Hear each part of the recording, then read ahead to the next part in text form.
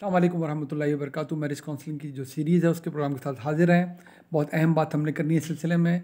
अल्लाह ताला ने सूरह अल-बक़रा की आयत नंबर 221 में इरशाद फरमाया कि तुम हरगिज़ मुशरिक औरतों से शादी नहीं करना जब तक वो ईमान ना ले आएँ, क्योंकि उस ज़माने में रिवाज था। तो यहाँ तक फरमाया कि एक मोमिन लौंडी बेहतर है एक आज़ाद मुशरिक औरत से। इस तरह फरमाया कि तुम्हारी औरतें मुशरिक मर्दों से हरगिज़ शादी ना करें, उनसे बेहतर वो ग़ुलाम हैं जो मोमिन हों।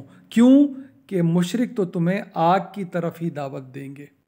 क्या बात सीखनी हमें, हम यही इस सीरीज़ में ख़िदमत कर रहे हैं कि वो हिदायत समझें, वो रोशनी हमें हासिल हो जाए जो इस रिश्ते के वक्त अल्लाह सुब्हानहू व तआला ने इस रिश्ते के हवाले से हमें कुरान में दी है। और मैंने आपसे अर्ज़ किया था बहुत ज़्यादा हिदायत जारी की गई है, क्योंकि मियाँ बीवी ही वो मेन यूनिट हैं, वो इकाई बनते हैं जो फिर माशरा जिनसे आगे बढ़ता है, नस्ल जिससे आगे चलती है।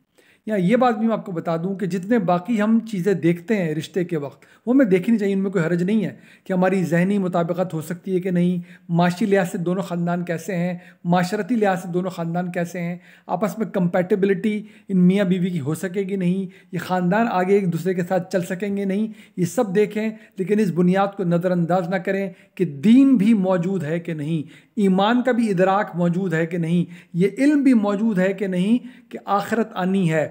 ज़रूरी नहीं है कि कोई ख़ास सतह पर ही मुकम्मल ये इल्म मौजूद हो, लेकिन कम अज़ कम ये पोटेंशियल होना चाहिए, ये रुझान ज़रूर देखा जाना चाहिए कि कितना इल्म मौजूद है आखिरत के बारे में और कितना रुझान मौजूद है जिसे आगे परवान चढ़ाया जा सके। ये बात ज़हन में रखें, शायद इसको इसी वक्त करना मुनासिब है।